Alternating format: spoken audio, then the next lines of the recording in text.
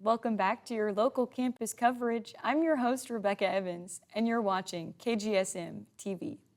First up, Missouri Western is putting student achievement in the spotlight on April 23rd with a full day dedicated to honoring academic excellence. The day kicks off with Multidisciplinary Research Day, where students from across campus will present their research spanning a range of fields. Science takes center stage with the Biology Research Symposium, highlighting student work across the field. And rounding out the day is the Senior Art Exhibition, a celebration of visual creativity, where graduating art students showcase their artwork. It's a day of discovery, talent, and inspiration, all brought to you by the dedicated students of Missouri Western. Moving on, the big screen came alive at the 10th Annual Griffin Film Festival at the Trail Theater in downtown St. Joe. Here's Gurtej Sohal with the story.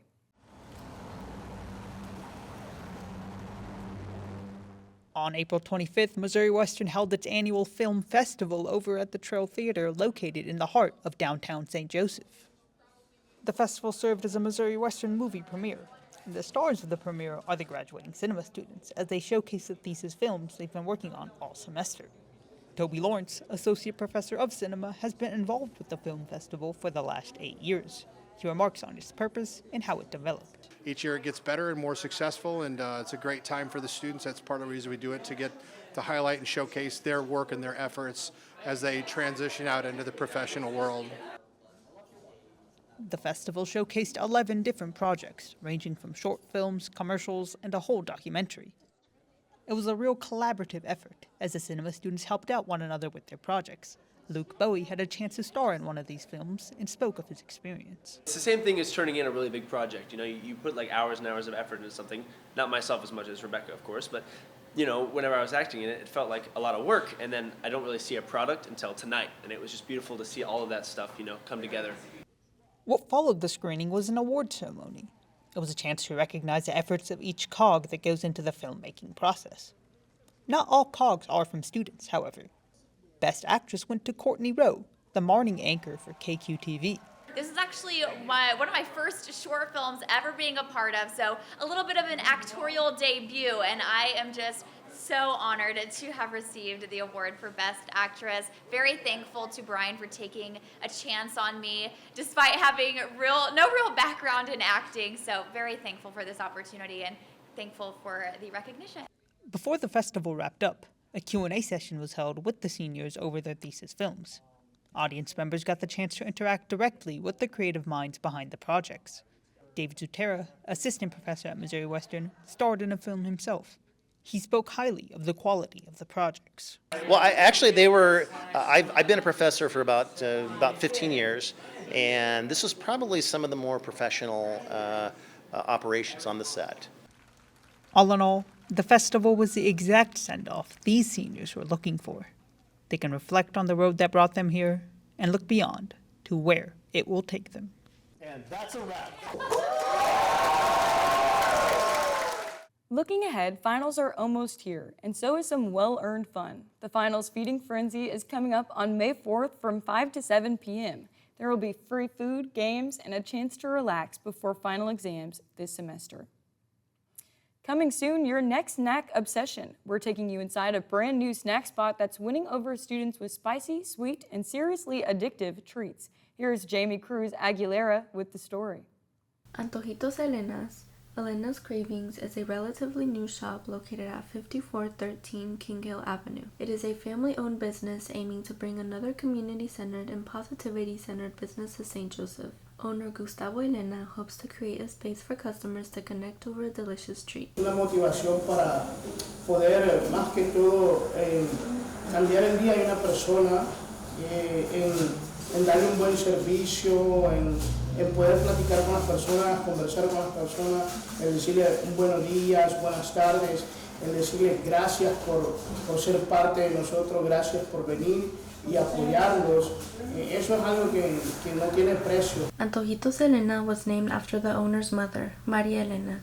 Maria Elena was a single mother who instilled in her kids a culture of hard work and positivity. Gustavo Elena grew up with an innovative mindset, taking any negative experience and making it into something that he can grow and learn from. This mindset is what motivated Elena to open his own business. His years of selling oranges, watermelon, and tortillas as a kid are what taught him the communication and business skills that he now uses. Elena is passing down the principles that his mother taught him by teaching his kids the importance of living with positivity, family, and perseverance at their center. Es una fuente para poder tener el sustento de cada día en nuestra mesa y poder abrir oportunidades para mis hijos para que puedan estudiar y puedan tener una mejor vida y puedan tener una carrera, algo que uno no pudo tenerlo. Entonces, el negocio te da esa opción. These values are reflected in the workers of Antojitos Elena's. The owner's son, Oliver Elena, attends to the register, helps to prep orders and take them to cars or hand them to customers at the window. I remember when I was a kid and I would see places like this, like in little tenants, like I would go and like people would be so kind to me. And, like, it's just part of who I am now. It's part of my culture, and me being that person of like when people remember this place, they're gonna remember my face as well and how I was with them, and that brings joy to me because I'm gonna be part of people's memories. Their menu currently includes Mexican street corn, mixed fruit in a cup, fresh orange juice, and sugarcane juice.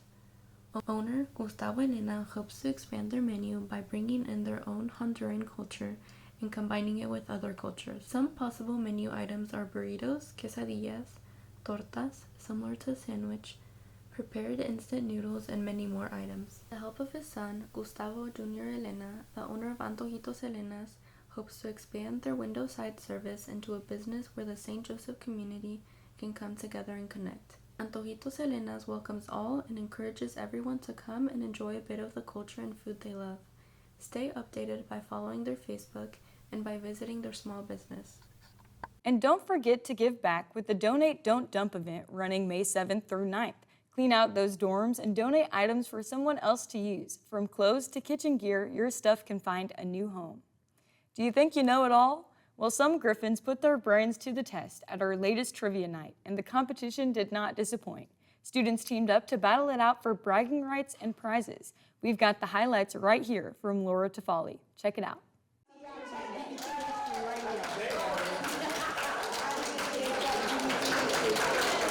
On April 23rd, the Center for Academic Support hosted an exciting end-of-the-semester trivia night at Spread All.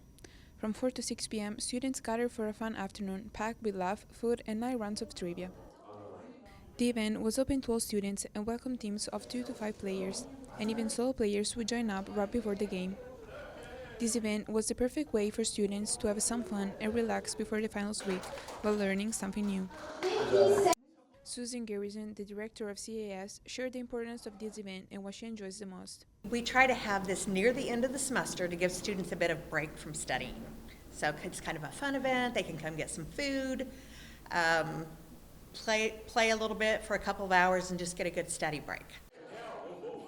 My favorite part about this event is that the students get so excited because it's trivia, and when they know the answer, they're bouncing in their seats.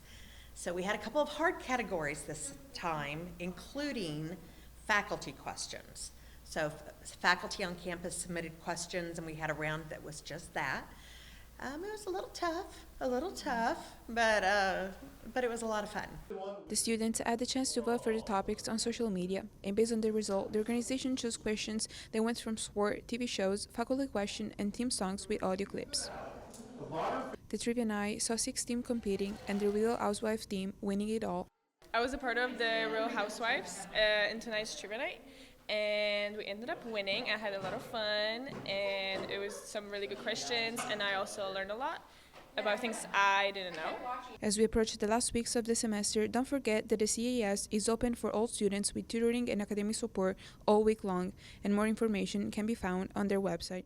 A bittersweet goodbye is just around the corner as we prepare to celebrate Jim Mulder's incredible career and contributions to Missouri Western as Information Services librarian. His retirement reception is happening next week, and we'll be there to capture all the memories. Don't miss this chance to honor someone who's truly left a lasting mark on our campus community. And that's the way it is. My name's Rebecca Evans, and you're watching KGSM-TV.